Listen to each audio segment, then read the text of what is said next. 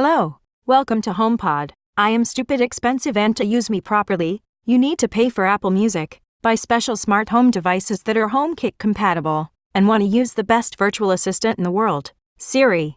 Hey, that's me. That's not gonna work for me. Let's change it.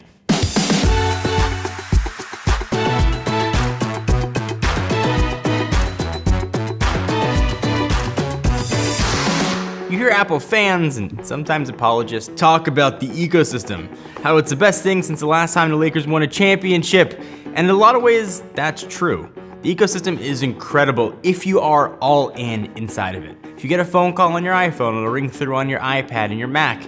Apple Pay works across devices, AirPods sync across devices, you've got iCloud Drive. There's a huge list of ways that Apple's ecosystem just works together if you have all of those products and if you spend the money for all of those products. But if you're missing a key component of that, the ecosystem can feel broken.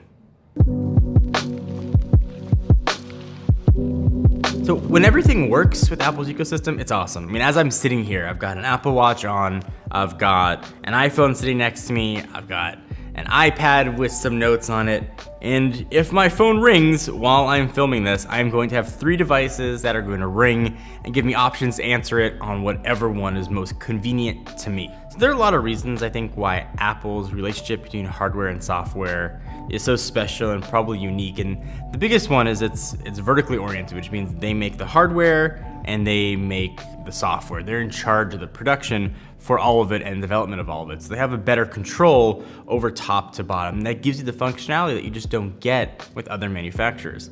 But, and here's the big but, if you love an iPhone and you love an iPad, but you really want to have a PC laptop, there's a big gap in what the ecosystem can do. And a lot of people want to branch out. Maybe they like having an iPad, but they don't want an iPhone. Or maybe they really like, the Razer laptop or the Surface line of laptops, but they don't want to get a MacBook Pro or spend the money. Then you're losing out on a lot of those awesome features that Apple can offer you. And traditionally, it's been really tough to impossible to sort of crack a hole in that ecosystem, to jailbreak, so to speak, your way in. But occasionally, and just sometimes, you get a way in where you don't have to spend the money to get inside of Apple's walled garden, but you still get a plant dance and do a little twirl and enjoy the best of Apple's ecosystem without paying the prices for what Apple is charging to get into it. So if there's one Apple product that's the most Apple-y of all the products, it's gotta be the HomePod. If you like Siri and you subscribe to Apple Music, you've got a bunch of home-capable devices, you're going to absolutely love the HomePod. But if you use Spotify, you don't like Siri, then it becomes a really expensive speaker, and that's about it.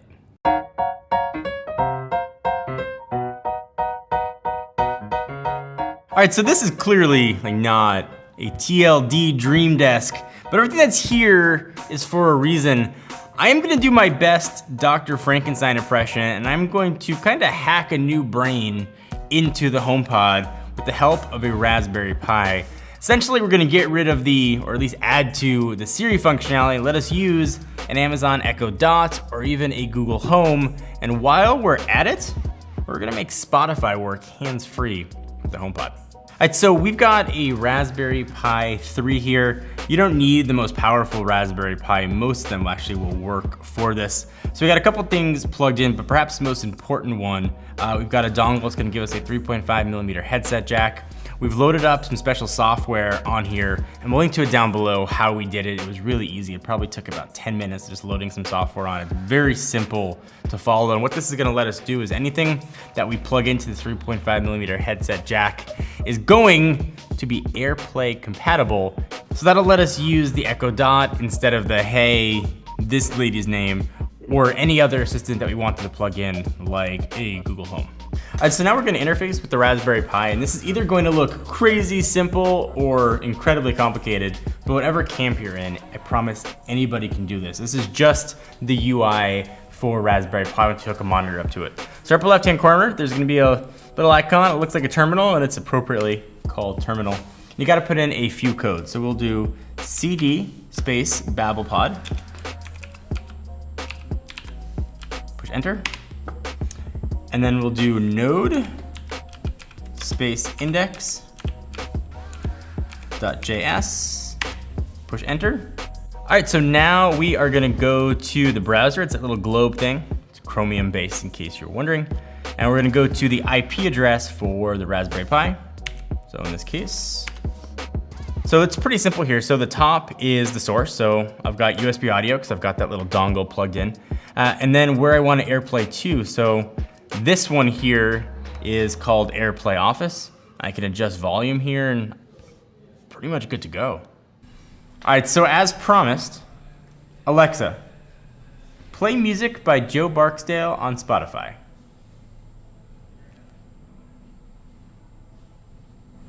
Playing songs by Joe Barksdale from Spotify. Coming through on the HomePod. Maybe you guys can't be able to tell where you are, but it is coming through on the HomePod. Look, I can adjust the volume. It's louder.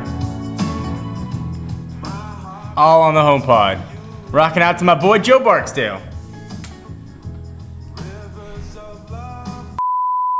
So these are just like some examples. You can really do anything that you can plug into a 3.5 headphone jack. So if you got an old record player and you want to be able to AirPlay that, you can do it. Sort of anything that, again, has a headphone jack, you can make work.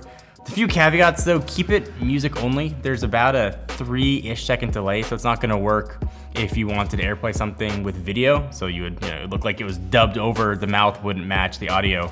So music only, this is an awesome solution that works well, which is a minimal amount of computer know-how. So obviously this hack works. There are some caveats to functionality, but it's frustrating that you have to go through these steps to change your default streaming music player to play on your HomePod speaker, and sort of that typifies Apple. What works really well is all the Apple first-party services, and every now and then they'll sort of grant access to something that's not made by them, and that's really the beauty of what Android has been. And I wish there was a happy middle ground where you have the functionality to use what you want and still get the best from Apple's experiences. There are a lot of upsides with the Apple ecosystem, and I've talked about this in previous videos. I love the default Photos app. My 90-year-old grandparents use an iPhone. I can share pictures to a shared gallery. They see it, it shows up on their phone. They can leave comments and they know how to use it. That's a huge plus for me.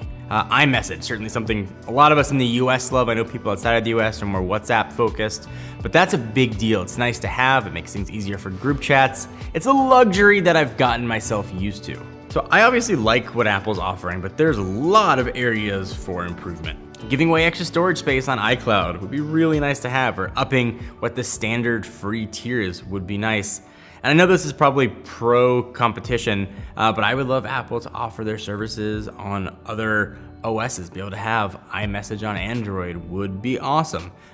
Even though I know that's never gonna happen, I'm sort of holding out hope. And we're starting to see little bits where Apple is becoming a bit more open.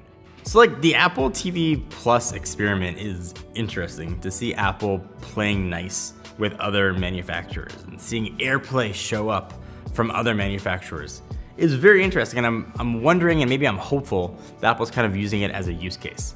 If we give up control of the hardware that our services are going to be used on, is that experience still going to be the same as if Apple made it themselves? And I hope that the answer is yes, and I hope people are enjoying and going to enjoy using, AirPlay and watching Apple TV Plus content on non-Apple devices. So perhaps they will start doing that for other services, and that's what I think we'll see a new direction for Apple. And when hacks like this won't be necessary, when you can sort of take your services with you, no matter what platform you're using, and still have access to those awesome things that Apple does give you. So what Apple's gonna do next is kind of anybody's guess. Their walled garden, I've mentioned that, is incredible if you are all in. If you're missing a product or you don't wanna pay the money for a particular piece of that walled garden, you're left with a degraded experience. And my hope is that Apple fixes that lets you sort of experience that missing part with another manufacturer, or sort of make a solution yourself like we tried here.